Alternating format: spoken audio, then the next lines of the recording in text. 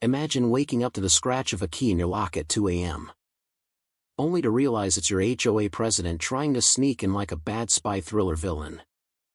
But when she trips the alarm and faces a room full of evidence she's been dodging for years, her empire of petty rules crumbles in the most gloriously humiliating way possible.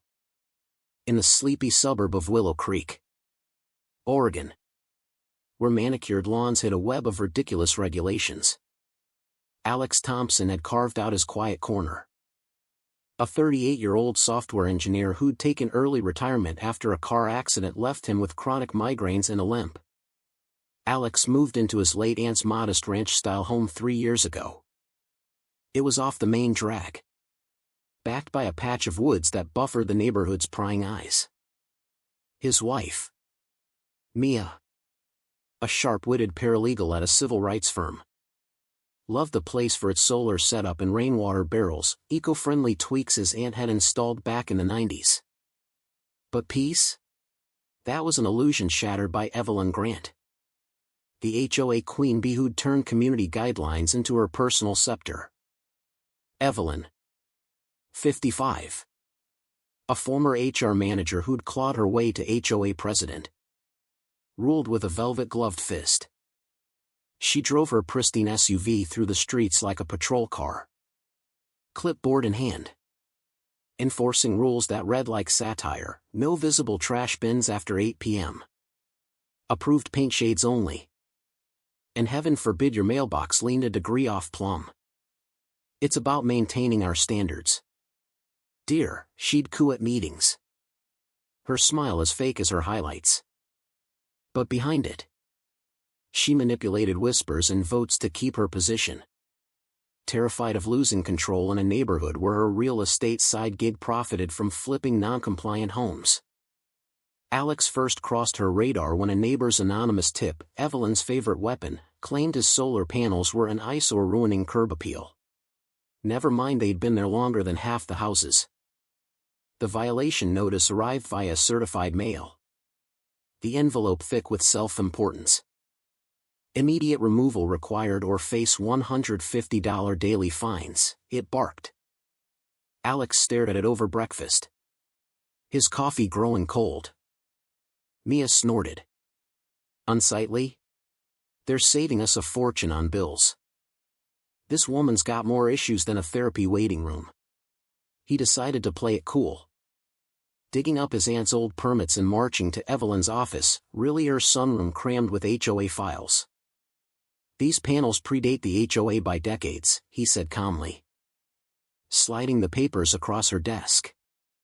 Evelyn barely glanced up from her laptop, her manicured nails tapping like impatient drum beats. Grandfather clauses are for relics, Mr. Thompson. Our community voted for progress. Think of the property values, yours included.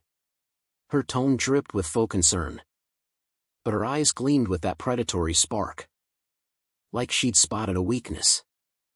Alex left without a word. But inside, he was cataloging every detail: her evasion, the way she twisted community into a cudgel. Whispers started soon after. At the neighborhood barbecue, folks sidled away from Alex, murmuring about that guy with the junky panels bringing down the vibe. One busybody even asked Mia point blank, "Is it true Alex is running some illegal energy scam?" Evelyn mentioned safety concerns. Mia bit back a laugh, replying sweetly, "Oh, honey, if solar's a scam, then the sun's in on it too." But the rumors stung. Alex, already self-conscious about his limp, felt eyes on him during walks. He stayed silent, observing how Evelyn worked the grapevine like a puppet master, all while preaching unity at meetings. Then came the escalation, a demand for an interior inspection. Potential hazards reported anonymously, the letter claimed, citing vague health risks from his rainwater system. Evelyn showed up unannounced one evening, knocking with that authoritative rap that echoed through the quiet street. "Just a quick look inside, Mr. Thompson." For everyone's safety, she said. Her voice honeyed but her stance blocking the door like a bouncer. Alex leaned on his cane, keeping the screen latched. Evelyn. Our covenants don't cover peeking in fridges. That's private. She huffed, her cheeks flushing under the porch light. Rules evolve. Dear. Non-compliance could lead to liens, think of the children playing nearby. Mia, overhearing from the hall, whispered to Alex. She's bluffing harder than a bad poker player. He refused, politely but firmly. And the next day, fines piled up, $500 for obstruction. Neighbors got emails from Evelyn, sad to see division when we're all in this together. But Alex was documenting, timestamps, copies, even recording her doorstep diatribe on his phone. Mia grinned over dinner. She's painting herself into a corner. Let's see how long before she trips. The pettiness ramped up like a bad comedy sketch. One Saturday dawn. Fire engines wailed up their drive. Lights flashing against the misty woods. Gas leak report, the chief yelled. As Evelyn hovered at the property line. Arms crossed. Feigning concern. Better safe than sorry. Right, she called out, her voice carrying over the sirens. The inspection? Clean as a whistle. No leak. Just a $250 false alarm fee billed to Alex. He wheeled out in his robe, cane in hand, as the firefighters packed up. Anonymous tip again, he asked the chief, who rolled his eyes. Third one this month from the same number. Evelyn waved from afar. Community vigilance saves lives. Mia muttered. Vigilance? More like vigilante nonsense. Alex's migraines worsened under the stress. But he channeled it into research. Scouring HOA docs.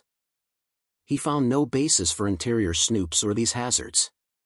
Mia helped build a file, emails, notices, even social media posts where Evelyn vaguely warned of troublemakers eroding our paradise. Then, sabotage struck. Returning from a weekend trip, they found their well water oily, reeking of diesel. Solar wires snipped.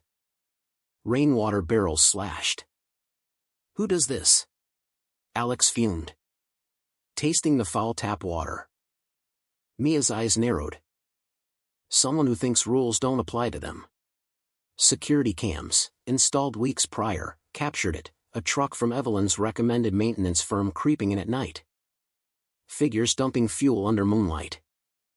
The irony burned, Evelyn, champion of standards, resorting to vandalism. Alex reported it quietly to authorities. Water samples confirming contamination, a federal offense. But he held back, letting her dig deeper. At the next HOA meeting, she pushed a $10,000 emergency fund per household for environmental upgrades. The room buzzed with unease, retirees fidgeted. A single mom whispered, I can't afford that. Evelyn beamed from the podium. It's for our future. Non-payers risk liens, sad. But necessary. Alex raised his hand. Voice steady. Evelyn. Where's the vote? Bylaws require 2/3 approval. Her smile faltered. Eyes darting. The board decides in crises. Trust me. It's for the greater good. Laughter rippled, nervous at first. Then mocking, as a neighbor quipped. Greater good? Or you're good? Rumors turned vicious. Evelyn's posts hinted at Alex as a threat, calling him unstable and leeching off the system with his disability checks. We deserve safe neighbors, she typed. Tagging locals. Alex endured the stares.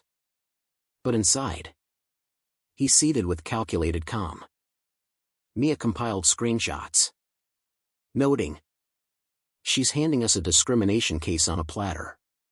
when a cease and desist arrived, threatening his benefits if he harassed her further.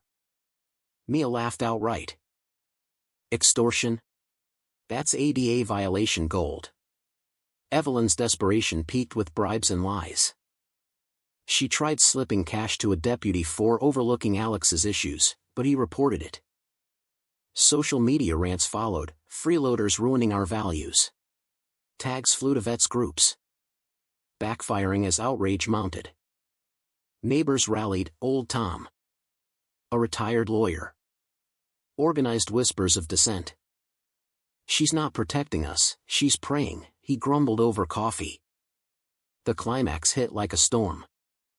Warned by a tip that Evelyn had copied keys, Alex changed locks and waited. At 2 a.m. Scratches echoed, her flashlight bobbed erratically as she fumbled. Muttering, HOA authority overrides locks. These panels must go. She pried a window. Crowbar glinting under motion lights. Mia dialed 911 coolly, burglary in progress. Suspects are HOA pres, armed with entitlement. Deputies sworn silently. Catching Evelyn mid-pry. This is inspection protocol, she shrieked. Face contorting in shock as cuffs clicked. You can't arrest me, I'm enforcing order. The deputy deadpanned. Order? Lady. You're breaking and entering. Cameras rolled. Capturing her tirade, he doesn't fit our image. Disabled deadbeats drag us down. Neighbors. Alerted by texts. Watched from yards. Phones out. Evelyn's mask shattered, arrogant poise crumbling into panicked babble as feds arrived. Citing her confessions. The crowd's murmurs turned to cheers. A wave of schadenfreude washing over the once oppressed suburb. In the aftermath, Evelyn's reign imploded. Indicted on harassment, vandalism, and rights violations. She faced 5 years federal time and $150,000 restitution. Her real estate license? Revoked. The HOA dissolved in a special vote.